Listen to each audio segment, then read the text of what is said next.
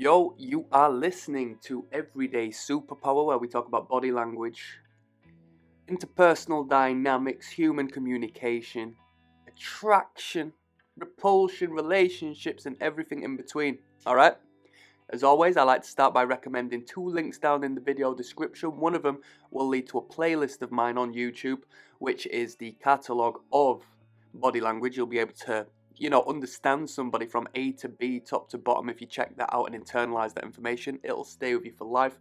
Alternatively, there's a link to the Patreon as to where you can join me in watching real dates and being able to understand, the do's and don'ts through reading non-verbal cues, okay? The information won't leave you better than anywhere else. Now, I could title this video something crazy, to be honest with you.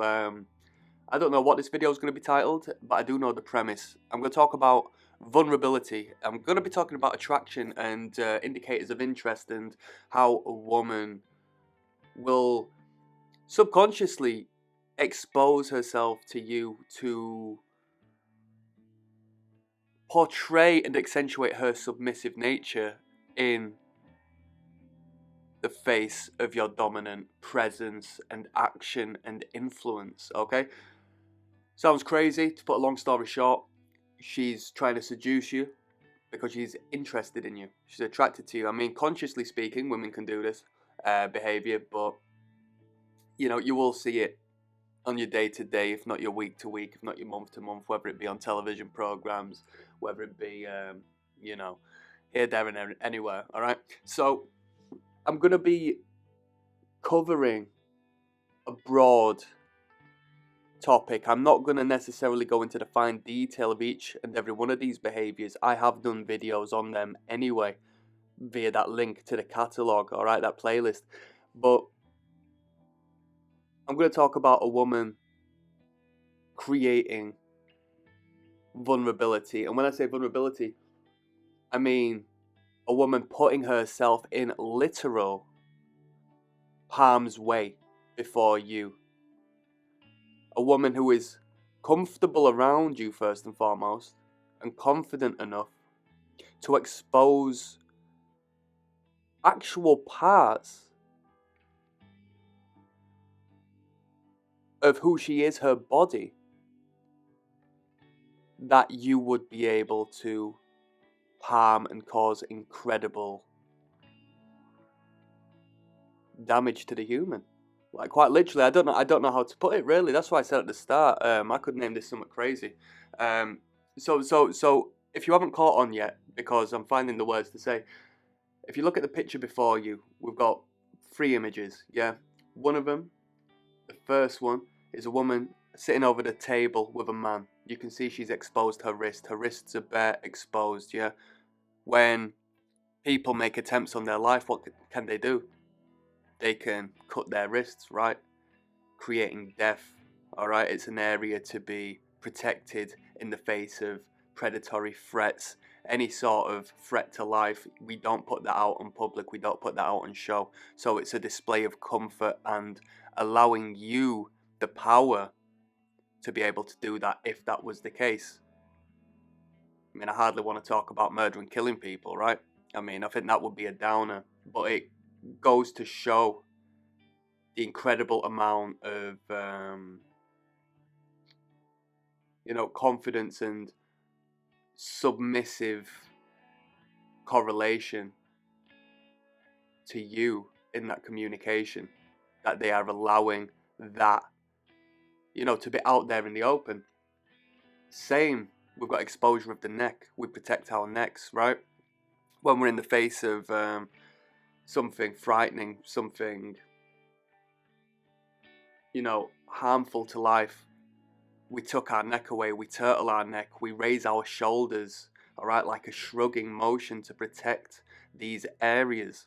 So when a woman goes out of her way to expose this to you, it's submittance, right?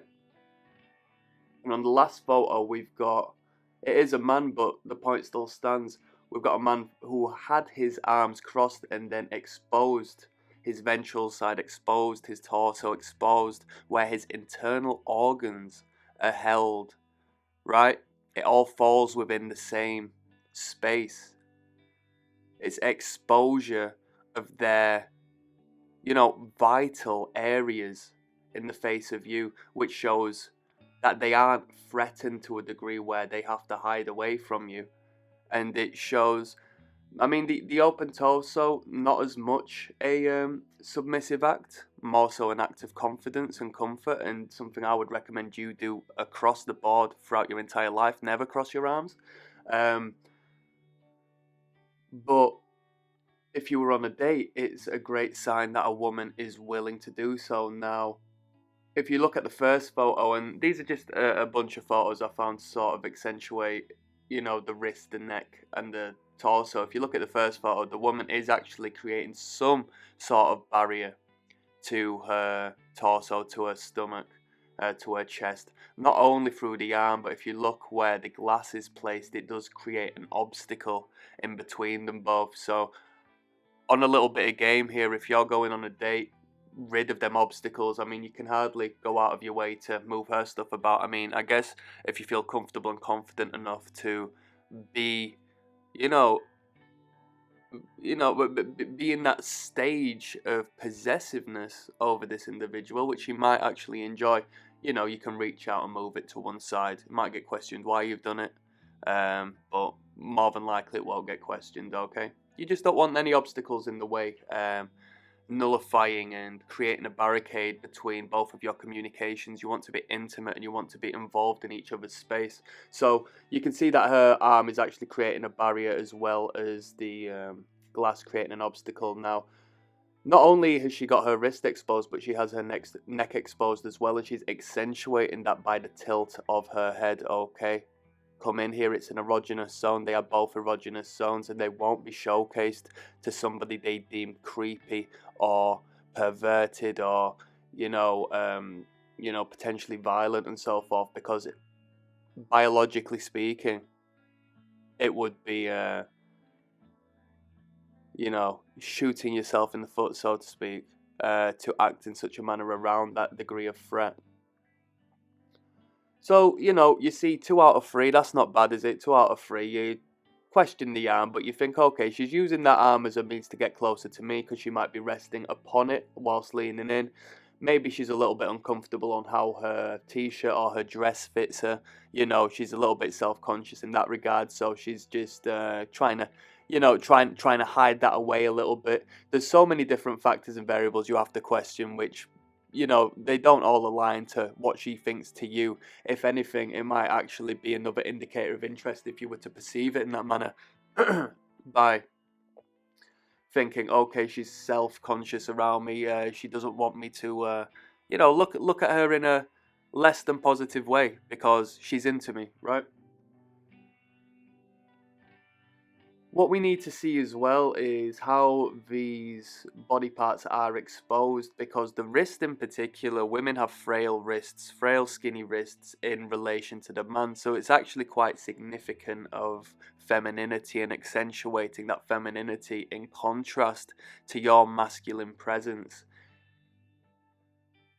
Her wrist is exposed, her arm is, her hand is leant back, as you can see. Limp wrist is what we might call a effeminate male. A camp guy might have feminine mannerisms, potentially through just being influenced by women, growing up with women, and so on and so forth. So you will see this behavior in, in gay men as well. The limp wrist, okay, tends to be a quite telltale sign from time to time, and it has direct correlation and within this, feminine display. So if you see it as a positive, okay, this woman might have a long sleeve t-shirt on and she might roll the sleeves up in presence of you after 10 minutes, after an hour, after 2 hours. It's a good sign. I mean, it's a degree of stripping her clothes off, most definitely. And it's an exposure of that feminine, soft side. It's a submissive act, and she wants you to take control of that. She wants you to hold on to them wrists of hers. It's a subconscious behavior for the most part, which is a great indication of sexual interest. The neck cocked to one side, maybe the long hair flows on the other side, maybe She has earrings and jewelry. Maybe she's accentuating her glamour, you know? Nobody wants to get their wrists cut. Nobody wants to get their neck cut. Okay, it would be fatal. It would be fatal. So considering they are giving this to you, it's an incredible sign of comfort in your presence. Okay, and within reason, there always should be some form of tension. Okay, some form of tension, some form of anxiety to really supercharge the sexual communication at that point. So it's not to say she's so comfortable with you she would find you boring. It's just she's comfortable with you to the extent where she's vetted you out, maybe shit tested you a couple of times, checked your boundaries to make sure that you aren't through her eyes, you're not a predatory person. You're not a horrible person in that regards.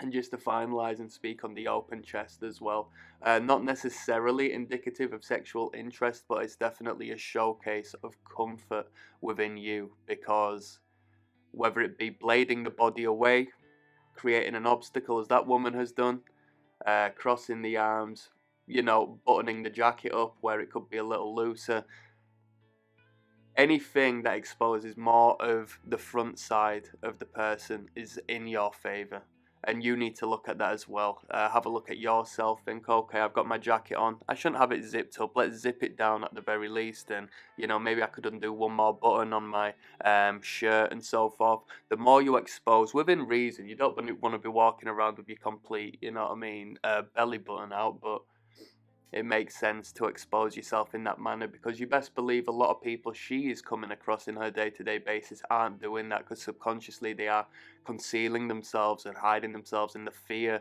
and the threat of talking to a potentially attractive woman through their eyes. So if you don't abide by that, then you stand out from the crowd. All right, hopefully that was some game.